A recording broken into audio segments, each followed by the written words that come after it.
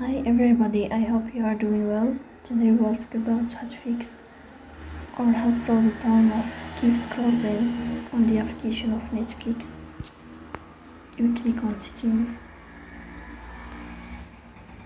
Here you click on apps, default apps, app settings. In this list you will search about the application of Netflix. Then we click on first stop and we click OK.